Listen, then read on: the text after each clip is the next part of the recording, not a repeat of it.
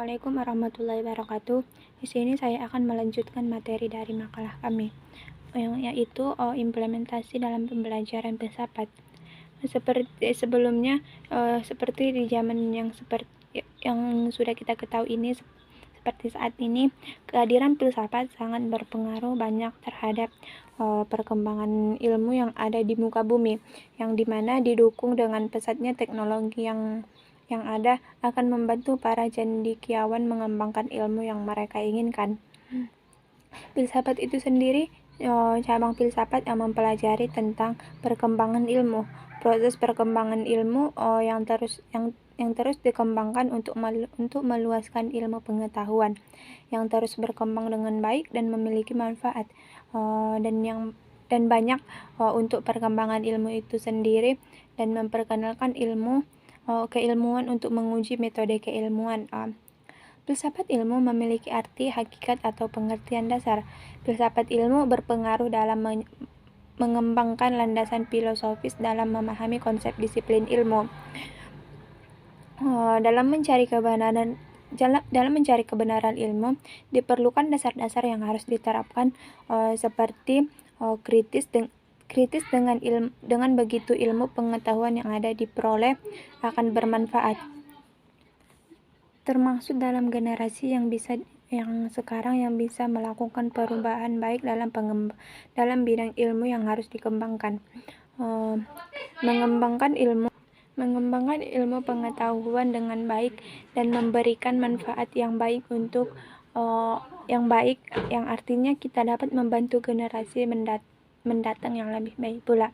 Mungkin cukup sekian dari saya. Wassalamualaikum warahmatullahi wabarakatuh. Assalamualaikum warahmatullahi wabarakatuh. Perkenalkan, nama saya Nursanti Harahap, NIM 2020-5026.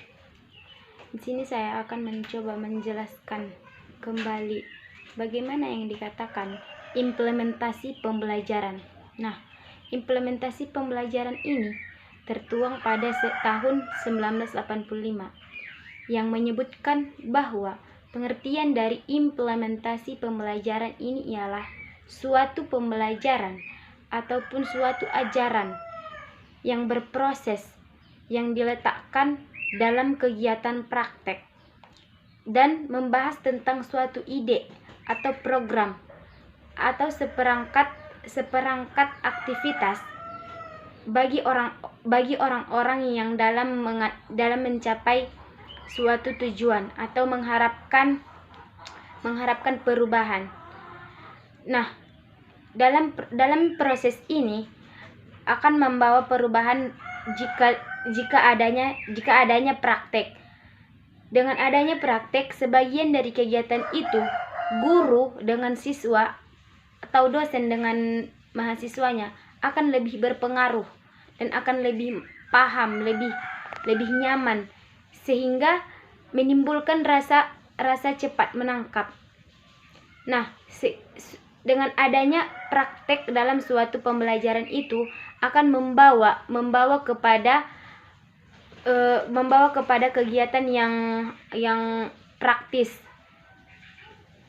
Dengan adanya implementasi ini, kita sebagai guru akan lebih mudah dalam menerapkan pembelajaran, dan merupakan implementasi kita akan mempunyai rencana kurikulum atau rencana pembelajaran yang biasanya tidak harus melibatkan praktek, yang tidak harus melibatkan interaksi, yang dimana dengan adanya implementasi pembelajaran ini ada interaksi antara guru dengan siswa dalam suatu lingkungan sekolah. Nah, lebih lanjutnya bisa juga di kehidupan sehari-hari.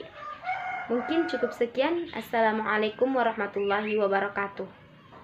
Baiklah, di sini saya akan menjelaskan tentang basis teori dalam ilmu filsafat, yaitu basis filosofis ilmu pengetahuan dunia ilmiah selamanya selalu terkait dengan proses pembacaan terhadap berbagai karya ilmiah dan proses penemuan karya ilmiah.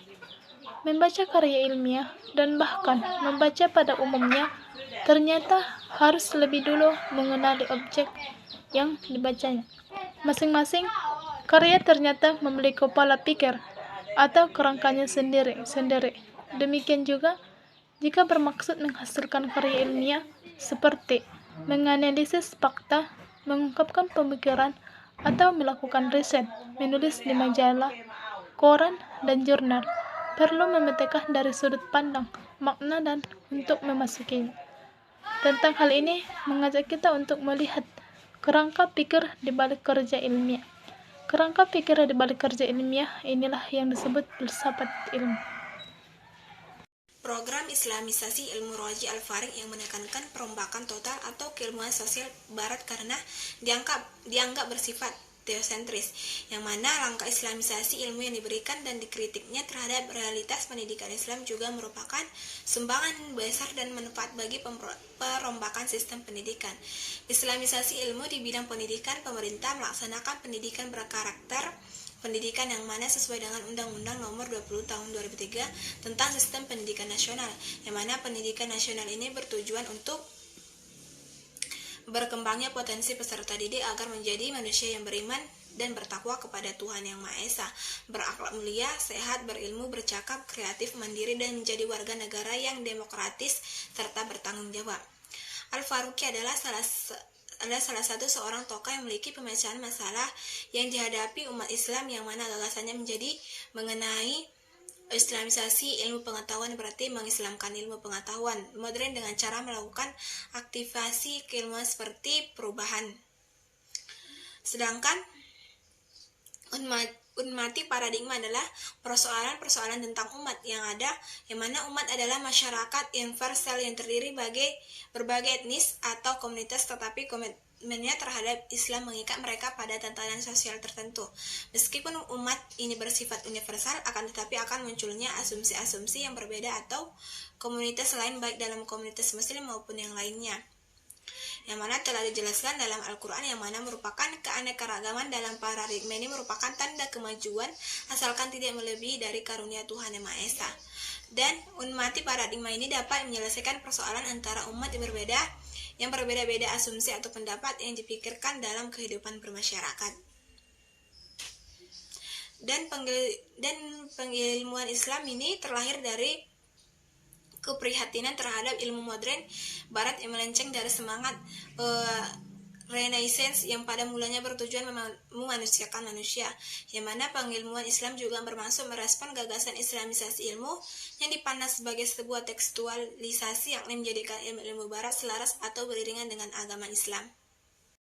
Basis teori UIN Malang dalam perkembangan ilmu yaitu beragama yang ilmiah atau ilmiah yang agamis, yang sudah tidak lagi sebagai cita-cita apabila sekedar impian tetapi pelan-pelan dapat diwujudkan mengiringi dinamika keluhan harapan masyarakat dan keberhasilan lembaga itu. Persoalan filsafat keilmuan ini tidak bisa begitu saja diabaikan, yaitu memungkinkan pengalaman ilmu yang berbasis agama itu menjadi ilmiah. Dalam dinamika pengembangan ilmu di UIN Malang ini dimaksudkan menimbang, mengkritisi, membandingkan karya-karya dosen tentang objek penelitian beliau dan mencocoki temuan sains dengan ayat kitab suci Al-Quran, yang mana direlevansi pemikiran Lakotas dalam keislaman. Nama beliau Imre Lakotas, yang mana memang tidak sepopuler Thomas Kahn, yang mana lebih lagi akademis Islamic Study. Meskipun demikian, bukan tidak mungkin Lakotas mengkaji jejak Kahn yang pemikirannya terus bergulir, dikembangkan dan menginspirasi tidak hanya untuk pengembangan bidang sosial, tetapi juga ilmu-ilmu keislaman. Konsep paradigma yang digagas Kahn ini sudah sedemikian rupa pada hampir semua bidang ilmu masih ada paradigma sebagai aspek historis, sosiologis, antropologis dari ilmu. Oleh karena itu, dari reseptif filsafat ilmu digunakan dasar filosofis pengembangan ilmu alam untuk pengembangan ilmu sosial. Maka penggunaan konsep Lakotas untuk pengembangan ilmu-ilmu keislaman dengan ilmu filsafat, pertanyaan-pertanyaan pokok memang bukanlah sebab pada kenyataan pola pengembangan ilmu pada jenis ilmu, ataupun tidak bisa menghindari dari sorotan filsafat ilmu, dan harus diakui pemikiran filsafat ilmu memiliki tingkat kompetensibilitas dengan ilmu berbasis agama. Adalah konsep yang ditawarkan oleh Lakotas, yang mana dengan begitu kata lain dalam perspektif pengembangan ilmu bukan hanya merupakan aktivitas manusia sekaligus juga dengan keagamaannya, namun tetap merupakan aktivitas ilmiah yang rasional dan faktual yang dapat diuji secara metodologis dan teoritis. Pada sisi lainnya, proyek pengembangan ilmu seperti itu akan segera menjawab pertanyaan yang selalu dialamatkan kepada keilmuan yang berbasis agama, seperti ilmu palsu, semu, dan tidak ilmiah.